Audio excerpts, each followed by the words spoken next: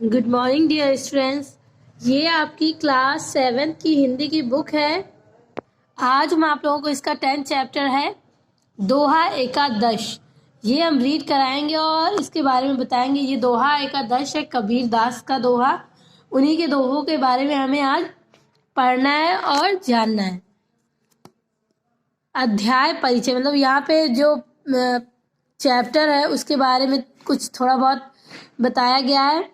ज्ञान मार्गी शाखा के कवि में संत कबीर का स्थान सर्वोपरि है। मतलब कि ज्ञान के मार्ग की शाखा में जो और भी कवि हैं उनमें कबीर दास का जो स्थान है वो बहुत ज़्यादा सबसे ज़्यादा बढ़कर माना गया है और सबसे बढ़कर सबसे अच्छा सबसे उत्तम माना गया है।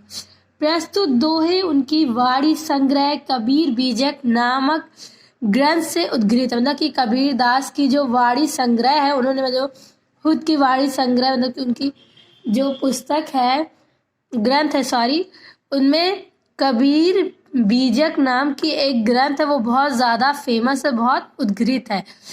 इन दोहों में गुरु महत्ता सत्संगति, मधुर वाणी का महत्व, संतोष धन, समय पर कार्य करना, कर्मों से ही मनुष्य का महान बनना आदि जीवन मूल्यों की चर्चा की गई। मतलब कि ये जो चैप्टर आपका ये जो दोहे हैं इसमें कबीर के दोहे के हिसाब से उनके अकॉर्डिंग इसमें गुरु की महत्ता मतलब कि गुरु के महत्व के बारे में और अच्छी संगति मतलब अच्छे उत्तम साथ के बारे में और मधुर वाणी मतलब मीठी वाणी के महत्व के बारे में, संतोष धन के बारे में, समय पर काम करने के बारे में, कर्मों से ही मनुष्य के महान बनने के बारे में बताया गया। उसी जीवन के मूल्यों पर की चर्चा की गई है। चले देखते हैं कि कबीर ने क्या क्या चीज़ें बताई हैं। पहले हम रीडिंग करेंगे। गुरु कुम्हार शिष्य कुंभ है, गाढ़ी गाढ़ी काढ़े खोट, अंतर हाथ सहार दे बाहर बाहर चोट, संगत कीजे साधु की कभी न निष्फल होए, लोहा पारस परस्ते सो भी कंचन होए, तरुवर जड़ सो काटिया जबै सम्हारो जहाज, तारे पर बोरे नहीं बाह गए की लाज, तिमिर गया रवि देखते कुमति गई गुरु ज्ञान, सुमति गई अति लोभते भक्ति गई अभिमान, ऐसी बानी बोलिए मन का आपा खोए, औरन को शीतल करे आपो शीतल होए, गोधन गजधन बाजी धन और रतन धन खान, जब आवे संतोष धन सब धन धूरी समान। तो हमने जितने दोहे हमें रीड कर मतलब कि जितना आज हमें आप लोगों को रीड कराना बताना उसके बारे में उतना हमने रीडिंग कर दिया है। चले स्टार्ट करते हैं इनके अर्थ के साथ, इन दोहों को उनके अर्थ के साथ बताते हैं हम। गुरु कुम्हार शिष्य कुंभ है। मतलब गुरु मीन्स क्या होता है? शिक्षा देने वाले। गुरु तो आप जानते होंगे। कुम्हार मतलब क्या होता है? मिट्टी के बर्तन बनाने वाले। शिष्य मतलब होता है शिष्य, जो बालक शिष्य, गुरु और शिष्य होता है ना, वही शिष्य है। कुंभ मीन्स होता है घड़ा। मतलब इन दोहों में कबीर दास ने बताया है कि गुरु ही शिष्य के, गुरु कुम्हार शिष्य कुंभ है, गाढ़ी गाढ़ी काढ़े खोट। मतलब कि इन दोहों में कबीर दास ने बताया कि गुरु जो है वो शिष्य के चरित्र का निर्माण करता है और गुरु के अभाव में शिष्य एक, गुरु के हिसाब से गुरु के अभाव में शिष्य क्या है? एक अनगढ़ मतलब कि बिना गढ़ा हुआ एक घड़ा है, घड़े का टुकड़ा है, जिसे गुरु मतलब क्या करते हैं? घड़े का आकार देकर उसके चरित्र का निर्माण करता है। अंतर हाथ सहार दे, बाहर बाहर चोट। मतलब कि जिस तरह कुम्हार घड़ा बनाते वक्त बाहर से उस घड़े पर चोट करता है और अंदर से हल्के हाथों से उसे सहारा देता है, उसी तरह जो गुरु होते हैं वो अपने शिष्यों को बाहर से दूर से उस पे चोट करते हैं और अंदर से उसे सहारा देते हैं, जिससे उनके शिष्य टूट ना जाएं। इन दो लाइनों का मतलब कि अर्थ है, इन दोहों का अर्थ है कि गुरु जो है वो शिष्य के चरित्र का निर्माण करते हैं और मतलब उनके गुरु के अभाव में शिष्य क्या होता है, एक घड़े के समान होता है, घड़े के टुकड़े के समान। जिस तरह जो कुम्हार होता है वो अपने घड़ा बनाते वक्त उस पे बाहर से चोट करता है और अंदर से हल्के हाथों से उसे सहारा देता है, उसी तरह जो गुरु होते हैं वो भी अपने शिष्यों को बाहर से चोट देते हैं और अंदर से उन्हें सहारा देते हैं, जिससे वो टूट ना जाए।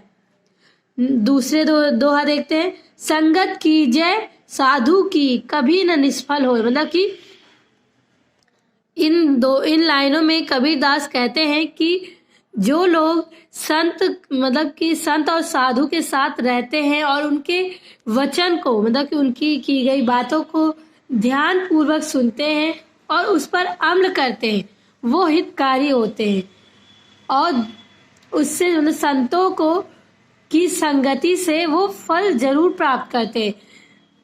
और जो लोग ऐसा नहीं करते वो निष्फल हो जाते हैं, मतलब कि उन्हें जिसको फल ना मिला हो, फल की निष्फल मतलब होता है फल की प्राप्ति ना हो। जिस तरह बताया जा रहा है कि जिस तरह पारसमणि मतलब कि पारसमणि में क्या होता है, लोहे को सोना बनाने वाला एक पत्थर होता है।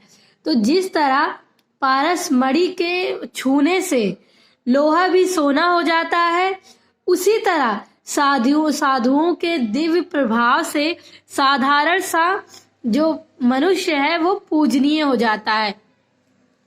लोहा पारस परस्ते सो भी कंचन हो। मतलब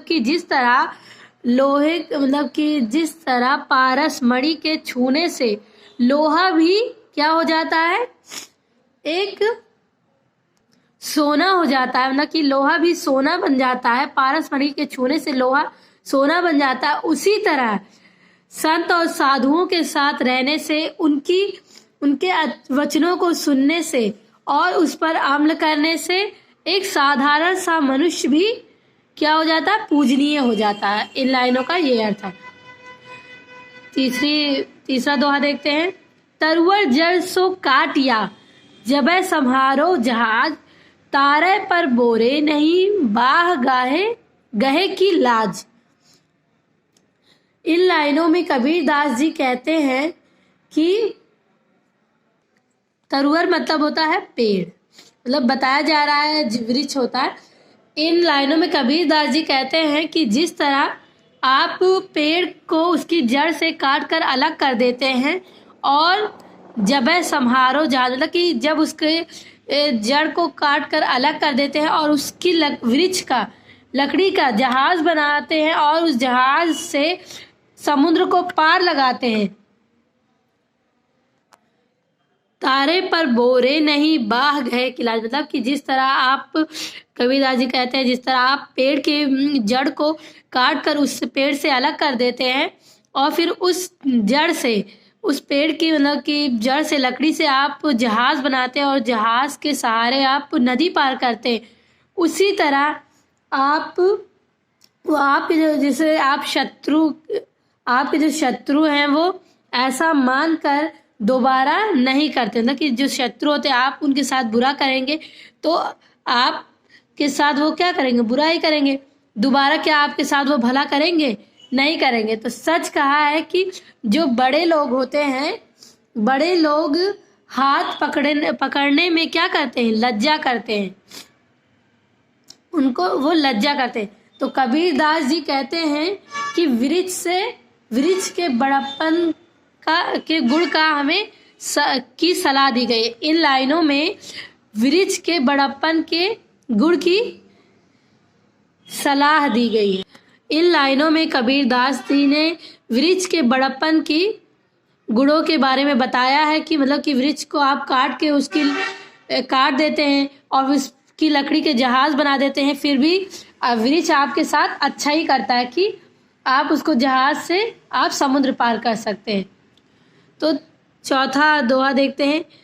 तिमिर गया रवि देखते, कुमति गई गुरु ज्ञान, सुमति गई अति लोभते, भक्ति गई अभिमान। तिमिर में सोता है आपका अंधकार, क्या होता है? अंधकार। कुमति में सोता है बुरी बुद्धि और सुमति में सोता है अच्छी बुद्धि। अभिमान में सोता है घमंड, अभिमान। तो इन लाइनों में कबीरदास जी कहते हैं जिस प्रकार सूरज मतलब सूरज के उदय होने से होते ही मतलब सूरज के निकलने से जो अंधेरा होता है, अंधकार होता है, वो क्या होता है? नष्ट हो जाता है, खत्म हो जाता है। उसी तरह मतलब कि सद्गुण वाले मतलब कि अच्छे गुण वाले गुरु के ज्ञान रूपी उपदेश से जो बुरी बुद्धि होती है, कुमति मतलब वो बुरी बुद्धि क्या होती है? नष्ट हो जाती है, खत्म हो जाती है। और अधिक ज्यादा लोभ करने से क्या होता है? ज्यादा लोभ करने से मतलब ज्यादा लालच करने से जो अच्छी बुद्धि होती है वो भी नष्ट हो जाती है।